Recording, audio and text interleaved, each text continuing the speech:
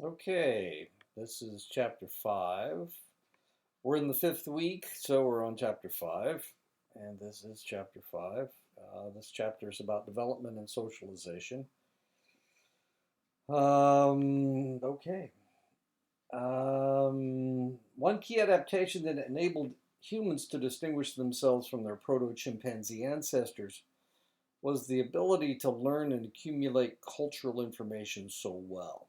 This adaptation allowed humans to learn the requisite technologies and skills to stake out a successful existence in such diverse environments as the ice encased Arctic hinterland, the thick Amazonian jungle, the parched Kalahari Desert, and the dog eat dog corporate world of Wall Street. A sensitive period is a period of time in an organism's development that allows for the relatively easy acquisition of a set of skills. If an organism misses the chance to acquire those skills, it would have a difficult time doing so later after the sensitive period has expired. Human cultural learning continues throughout the lifespan. So, human cultural learning is not something that has a sensitive period. Something that would have a sensitive period would be learning languages. People who, when they have discovered children that have not developed language by the age of 12, it's very difficult to get them to be able to say or understand language. There have been feral people that have been found. There was the wild boy of Avignon back in the 19th century. A young boy was found running with the wolves, as it were, and he never learned to learn. He seemed to be intelligent enough; he could do things, but he never learned any language. Another individual, this individual was a young female, was found in an attic. She was about 14 years old when they found her, and they tried to teach her how to speak, but she never learned to speak. Language skills does have a sensitive period.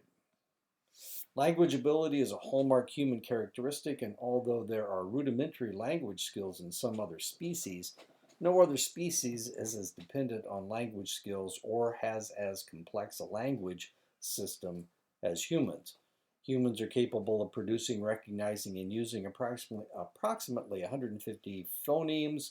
Phonemes are units of sound in their communication. However, no language uses more than 70 of them.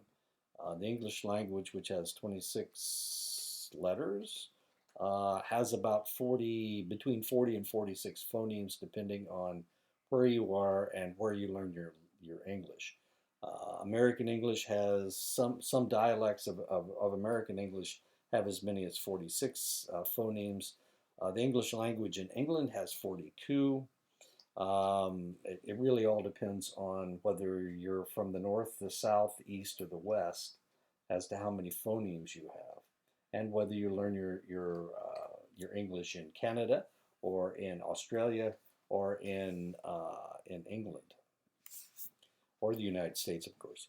People are not able to discriminate easily between phonemes that are not their own language. The Japanese language does not have separate phonemes for the sounds la and ra. Likewise, the Japanese language does not have a phoneme for va, although it does have a phoneme for ba. An adult who is exposed only to the Japanese language cannot perceive the differences between las and ras or between bas and vas. Phonemes that sound obviously different in English speakers don't sound that much different as far as the Japanese are concerned. To the Japanese, rubber is indistinguishable from lover. And of course, that can get you into trouble. Here, let's watch this film. This is a comedy.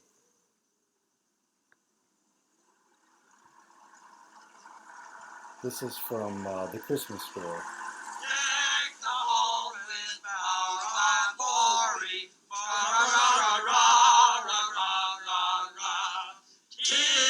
Season to be jolly. No.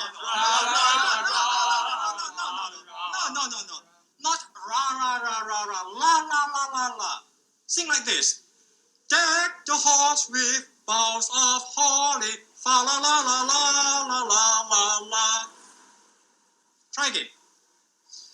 Deck the hall with boughs of holly. Ra ra ra ra ra ra ra ra. Stop. Sing something else.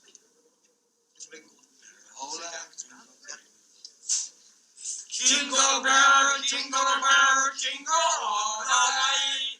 All my fun is to ride in a one-horse open sleigh. No, stop. Kitchen, bring food for customer.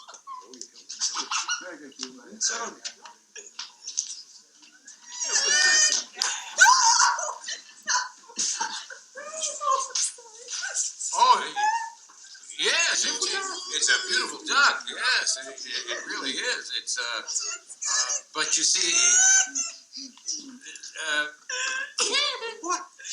it's smiling at me.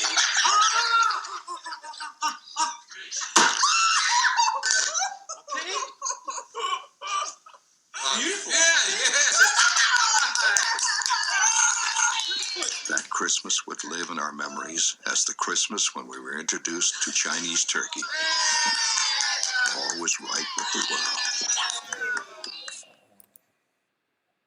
Okay, so there you go. Instance where they were trying to pronounce, of course, that's Chinese instead of, they were Chinese instead of Japanese. But they were trying to pronounce English words and they couldn't do it. Also, the cultural difference between China and the United States. In China, of course, eating the head of the duck would have been perfectly acceptable, but in the United States, we don't even want to. We like to pretend that they're not even living, having been living creatures. As weird as that is. Okay. Where does English come from? It comes from Celtic language, or words that were Celtic. Crag, bog, whiskey, penguin, clan, plaid, shamrock, slogan, trousers galore. Anglo-Saxon words, and there are a ton of them in the English language. About half the English language is Anglo-Saxon. Apple, blood, cheerleader, iron, jump. It's kind of interesting. Anglo-Saxon is a Germanic language. So not surprisingly, if you go to Germany, a lot of times you can pretty much understand you can kind of understand what they're saying, because a lot of the German words are the same words that we use in English.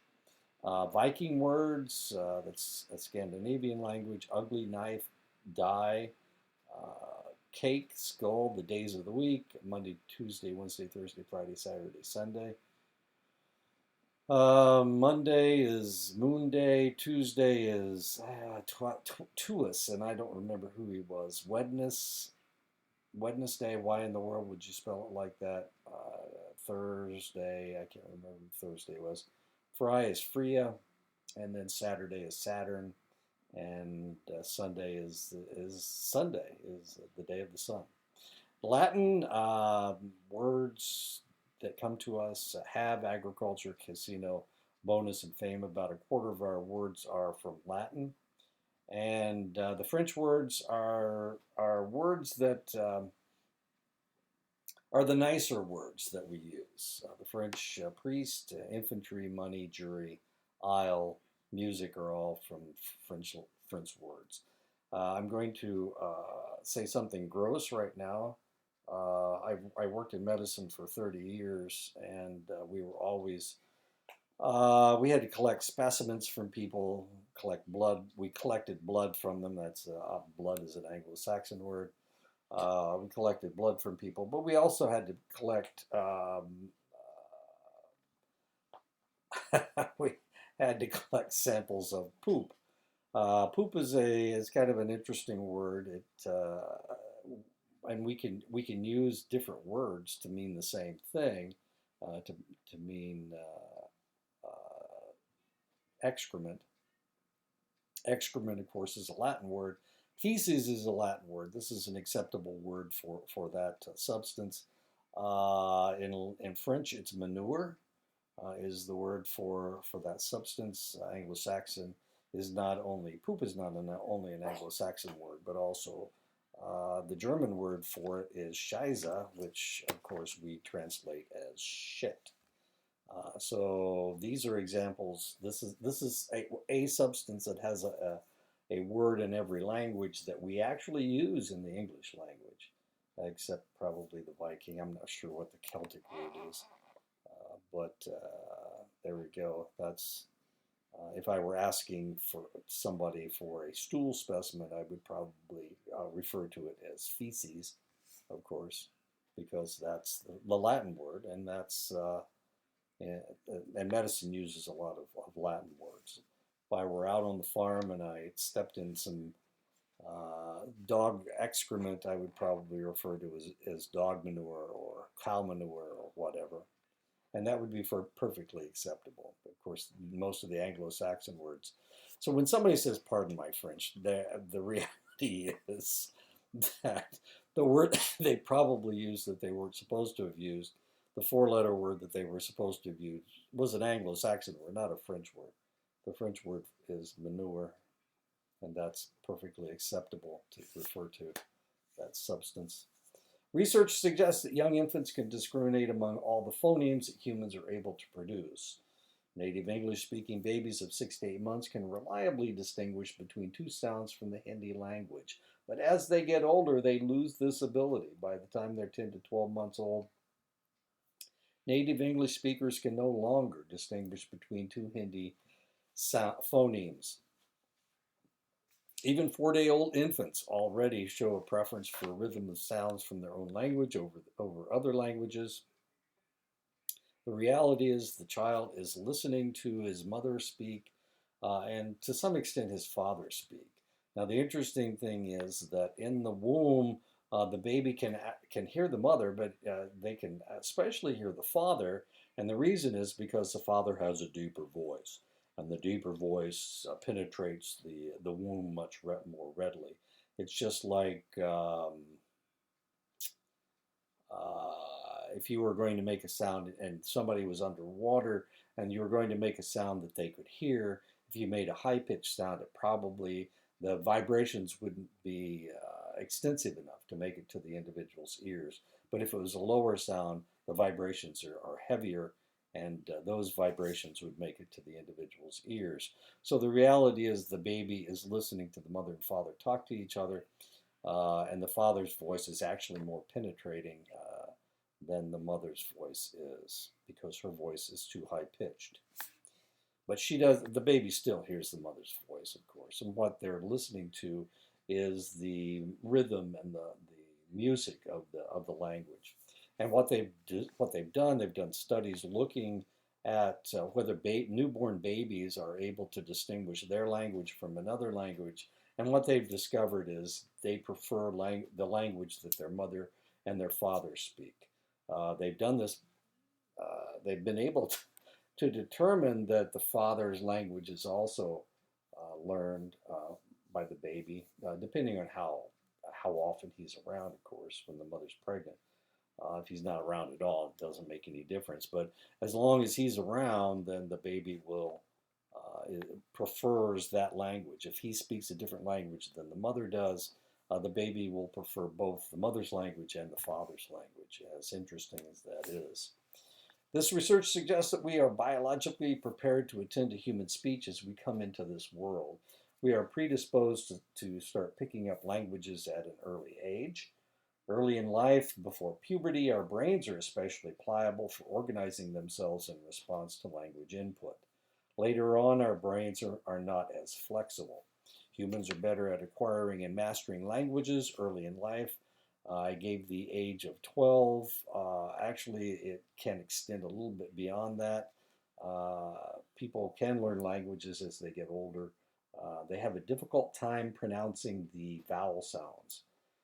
It's the vowel sounds that mess us up. As long as the vowel sounds are similar to English, then we're okay. And this may be one of the reasons why, if you did not speak the Dene language before you came to college, why it's difficult for you to pick up the language now and to speak it correctly. Because some of the vowel sounds are different. There are sounds that you do make are not similar to English, and because of that, you have a difficult time. I learned Spanish when I was in high school.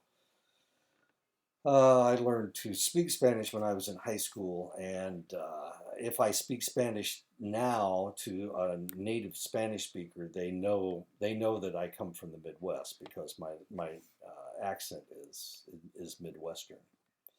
For bilinguals who learn their second language later in life, one part of the brain is active when they hear their second language, and another when they hear their native language. Both parts are in Broca's area. Bilinguals who learned their second language early in life showed activation in the same part of the brain, regardless of whether they were hearing their second language or their native one. Keller in 2007 looked at the rearing practices of urban middle-class Germans, Greeks, Costa Ricans, rural Indian Gujarati, and Cameroonians. Cameroon is a country in Africa. Indian Gujarati it's India, obviously. Costa Rica is a Central American country. Greece is a Southern European country, and Germany is a northern country. As you can see, this baby is German. You can see the German symbol. Wait a minute. I can't use that thing. Anyway, that's a German lady, and that's a German baby. Observing, that's the German soccer uniform that the baby's wearing. And she's wearing one as well. Observing how much bodily contact the parents had with their infants, Keller found that European parents spend the least time in contact with their infants. That's the Greeks and Germans. The infants from the other cultural groups spent the majority of their time being held by their mothers. During Keller's observation in 2007, there was not a single observation when the Cameroonian infant wasn't being held by its mother. And usually this is a Cameroonian individual in this picture. And of course, they use a sling to put the baby in. This is a Gujarati woman with her Gujarati baby. Another variable that Keller investigated was the amount of face-to-face contact the mothers had with their infants. Urban European mothers spent most of their contact time in face-to-face contact. This is not true of other mothers, especially the Gujarati, even though this picture shows her with touching noses with the baby. Responses of the German mothers were more contingent to the baby's cries and behaviors than was found with the Cameroonian mothers, and this cultural difference predicted how quickly the babies learned to recognize themselves in a mirror. The more responsive their mother was to their cries, the younger the child was able to show self-recognition skills. Learning that others will respond to their cries facilitates infants' recognition that they have a distinct identity.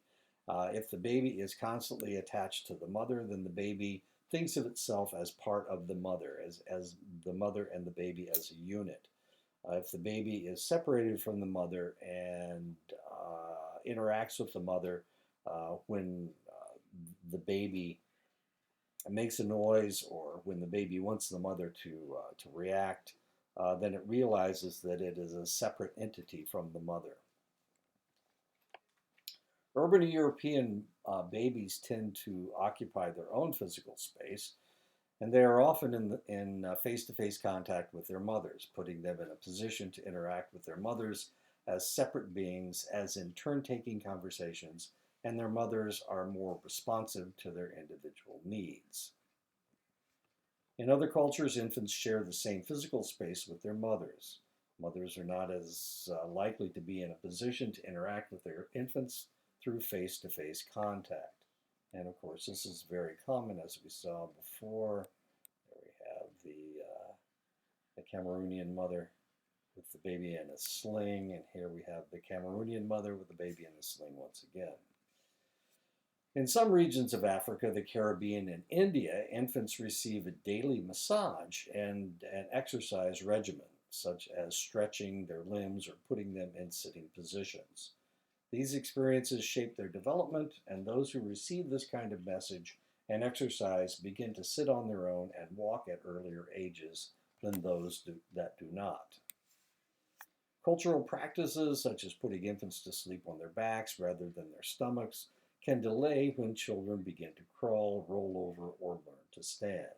In cultures that do not encourage crawling, large proportions of children never crawl, but instead scoot along on their butts or proceed directly to walking. And this is what happened with my children. When they were babies, I used to hold them by their arms or under their arms, and I would walk along with them. So we would. This was a game that we played. I'm not very tall, so it was easy for me to bend over and have them do this. And they would, of course, make those halting steps. But neither of my children ever crawled. And as a matter of fact, they started walking at a relatively young age. My son was 8 months, and my daughter was 9 months when they learned to walk. I have a niece whose mother was very controlling, and one of the things that the mother did, she wouldn't let the baby do anything. So the baby never learned. She never crawled. She just scooted along on her butt, which I found just the oddest thing in the world. I'd never seen a baby doing that before, and this was my niece, of course. If you are of European descent and grew up in a North American household, the odds are that your parents set aside a room in their house, perhaps decorating it with pastel colors and scenes of romping bunny rabbits, and put a crib in it for you to sleep in. In a study of 136 societies, infants in two-thirds of these groups slept in the same bed as their mothers. In the majority of the other cases, infants slept in the same room as their mothers, but in a different bed. American parents were the only ones in a survey of 100 societies who created a separate room for the baby to sleep in. The practice of co-sleeping is also quite common in other subcultures in the United States, with African Americans, Asian Americans, and Hispanics. It's not uncommon for the baby to sleep with the mother in the mother's bed. The practice of people sleeping separately in their own beds has not yet been identified in a single subsistence society around the world, except primarily in the American white culture. Schrader et al. In 1995 developed a study where they gave participants a scenario as to how to house a family in 3 bedrooms consisting of a mother, a father, a 15-year-old son, a 14-year-old daughter, an 11-year-old son, an 8-year-old son, and a daughter of 3. 88% of the Americans given the scenario chose the following configuration. In room 1, father and mother. In room 2, the 2 daughters share the room. In room 3, the 3 sons share the room. This is known as the Brady Bunch solution, where all the boys sleep in one room, all the girls sleep in another room, and mommy and daddy sleep in their own room. Americans seek to avoid incest. The second most important principle was the sacred couple. Married couples should be given their own space for emotional intimacy and sexual privacy. The third most important principle is the autonomy, the belief that young children who are needy and vulnerable should learn to be self-reliant and take care of themselves. When people in India were given the same scenario, they based their answers on the following 4 criteria. Incest avoidance. Post-pubescent children of the opposite sex should not sleep in the same room. Protection of the vulnerable. Young children should not be left alone at night. Female chastity anxiety. Post-pubescent females should always be chaperoned. Respect for hierarchy. Post-pubescent boys are conferred social status by not having them sleep with parents or young children.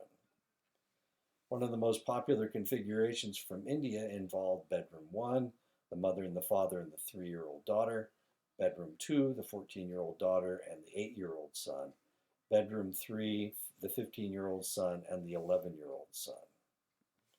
A second popular Indian configuration involved in bedroom 1, the father and the 8-year-old son. In bedroom 2, the 15-year-old son and the 11-year-old son. In bedroom 3, the mother, the 3-year-old daughter, and the 14-year-old daughter.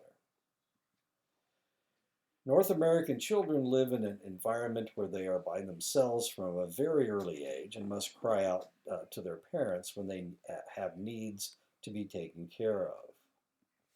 Children from many other cultures, in contrast, may live in an environment where their mother is always around. Often, as in many cultures, the children are literally carried by their mothers throughout the day. Mothers do not need to be called to, as they are always present to respond to the child's needs. In 1971, Baumrind published her tripartite typology of parenting styles: authoritarian parenting, low levels of warmth or responsiveness by the parents to the child's protests; authoritative parenting, child-centered approach, parents maintain high expectations of maturity for their children; and permissive parenting. Parents are very involved with their children, much express parental warmth and responsiveness. Parents place few limits and controls on the children's behavior. While Western parents are more demonstrative than most other parents, Chow in 1994 argues that training is a core part of Chinese parenting. It is an effort to have the children adhere to socially desired behaviors, often by providing the child with explicit examples of proper behavior, and it entails much devotion and sacrifice on the part of the parents. They spend a lot of time with their children, and that is the sacrifice, and that is part of the devotion. They want the child to be able to survive in a collectivistic society where you have to do the right thing all the time.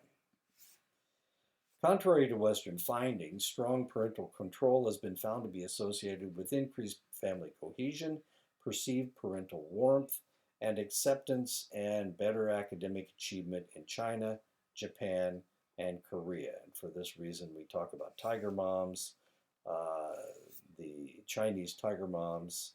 This is how they show love, is by controlling their children.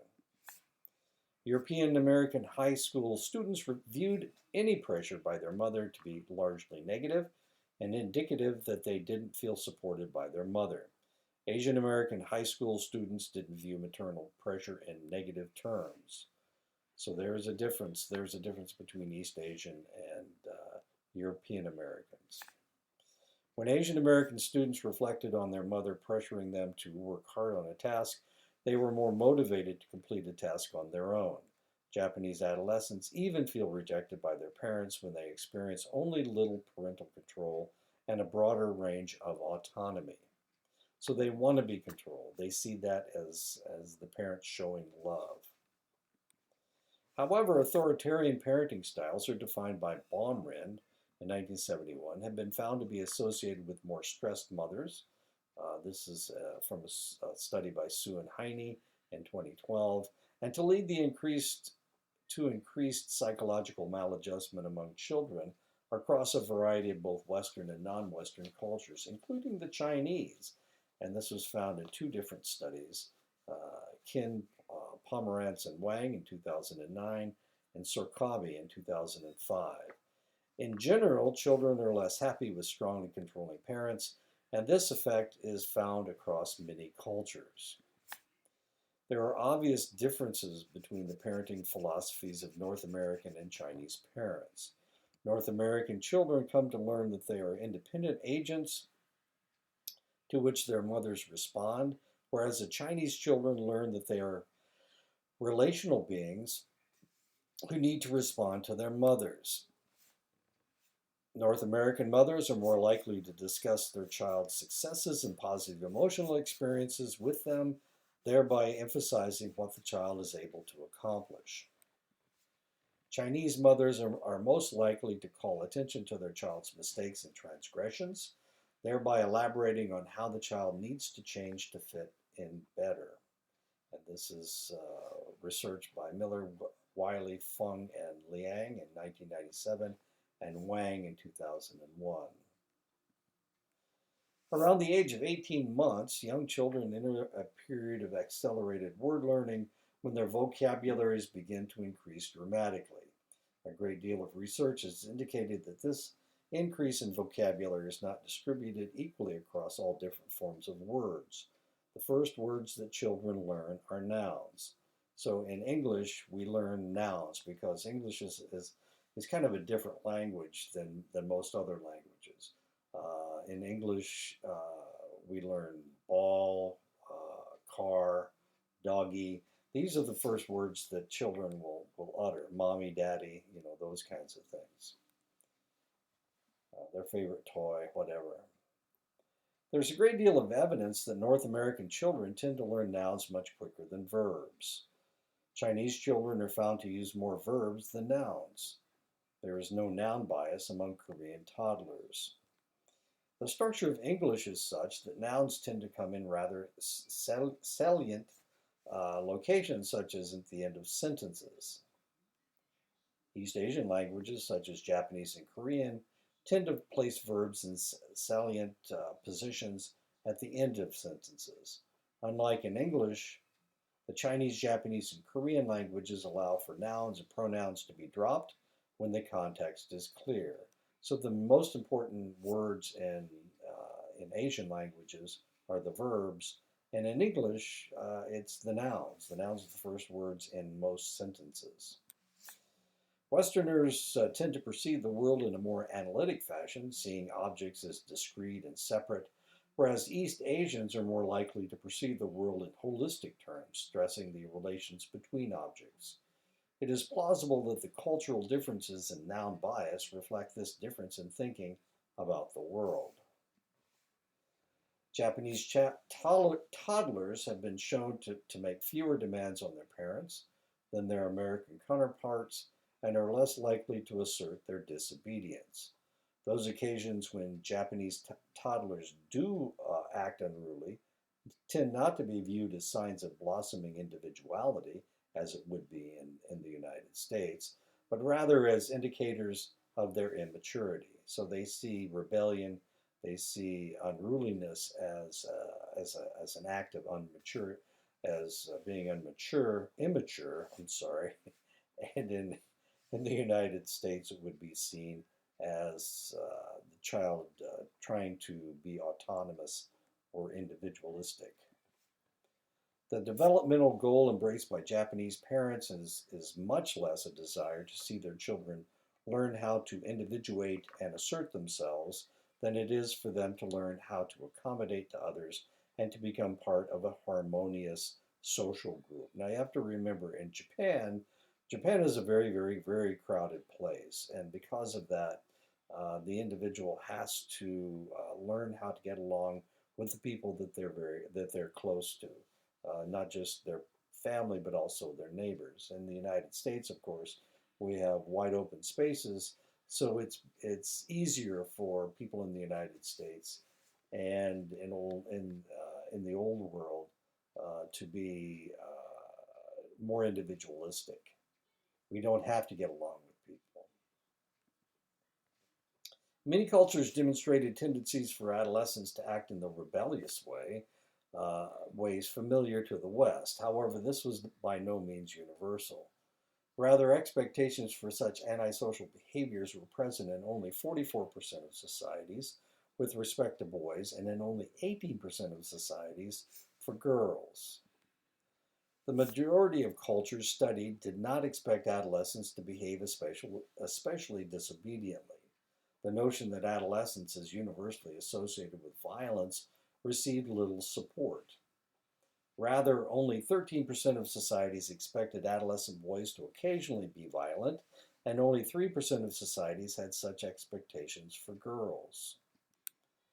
The experiences of adolescents in Germany, Scotland, Japan, Bali, and Batak were compared, and the results indicated that both individualism and modernity seemed to increase the difficulties in adolescence. In particular, there appears to be more conflict between children and their parents and individualistic societies, where children seem to view parental control as a constraint that they must resist. There seems to be increased adolescent distress, especially due to the sheer range of opportunities that confront children as societies industrialize and become more urbanized. One task in adolescence is to learn how to accept adult roles. This is much more straightforward when there are fewer role distinctions and when youths are more in contact with adults, as they are in more traditional agricultural societies.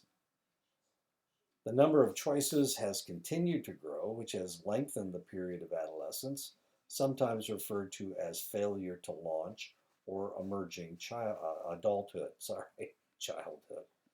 The transition to adulthood has been marked by 5 milestones: completing school, leaving home, becoming financially independent, getting married, and having at least one child.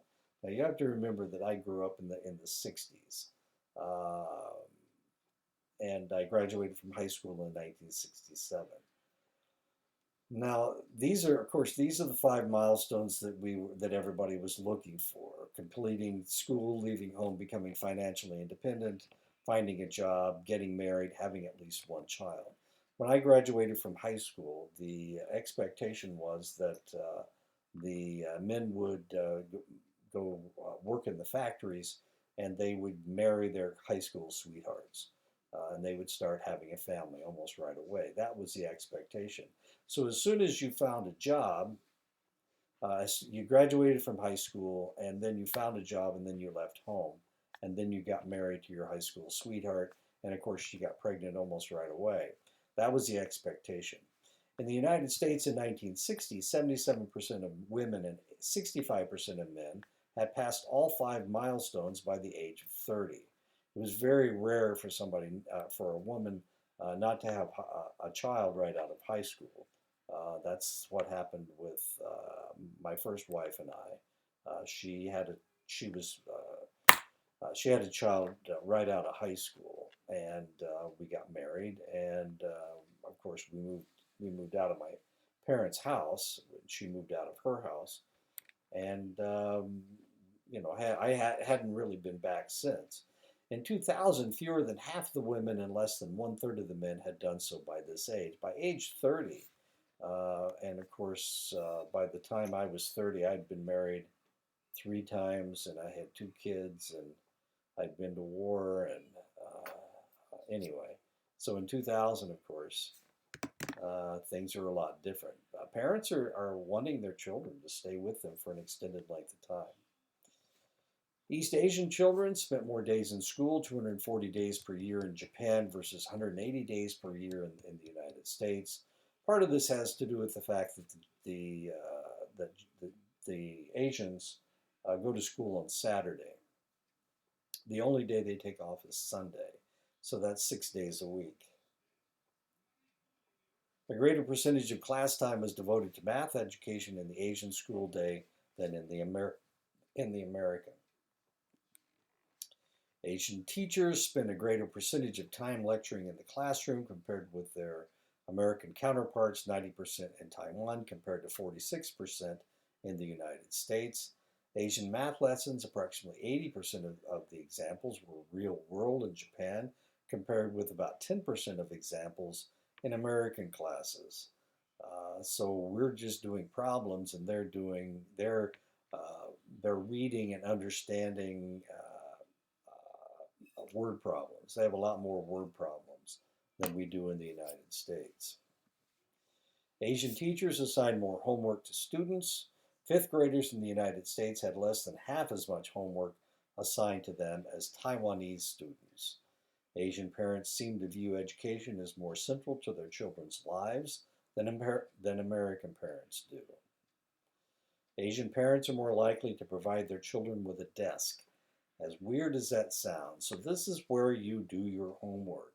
That's what the idea is with providing a desk for your child. One study revealed that 98% of Taiwanese fifth graders had a desk in their home, compared with only 63% of American children. Stevenson in 1992 asked fifth graders to imagine that there was a wizard who would grant them anything that they wished for. About 70% of the wishes listed by Chinese students had to do with education. They wished for success in school or to be able to go to college. In contrast, only about 10% of American children wished for things relevant to education. About 10% of American children wished for less school. As funny as that is. East Asian children are doing much better as a group on math tests than American children. Thus, one might expect East Asian mothers to be especially satisfied with their children's performance. But as we have seen, that is not the way that they do things. If they are satisfied with your work, then you won't try as hard. That's the idea of the Chinese tiger mom. This does not seem to be the case. Rather, the American mothers report being far more satisfied with their children's performance than East Asian mothers. Compared with mothers of first grade children, Chinese and Japanese mothers of fifth grade children reported that a higher standard of achievement was necessary for them to be satisfied with their children's math performance. In stark contrast, the standards of American mothers were lower for fifth grade children than first grade children. It appears to be far easier to meet standards of American mothers than East Asian mothers. This would suggest that American children have less reason to work hard at their studies than East Asian children. Numbers are harder to learn in English than in Japanese, Korean, or Chinese because there are more irregular number words in English. The fact that we are not on the metric system, that changes just a ton of things. The idea of inches and feet and yards, that just it's in a factor of 12 now. Who does things in factors of 12? East Asian counting systems incorporate the base 10 concept, which is necessary for learning how to do multi-digit arithmetic in a more straightforward way than English does. Thus, English speakers need more conceptual support for the base 10 concept than do speakers of East Asian languages. So this is a problem. Our number words are non-standard, and for that reason, it's easier for Asians to learn mathematics than it is for people from in English-speaking countries. And that is the end of the chapter. So be safe, and I will talk to you again next week.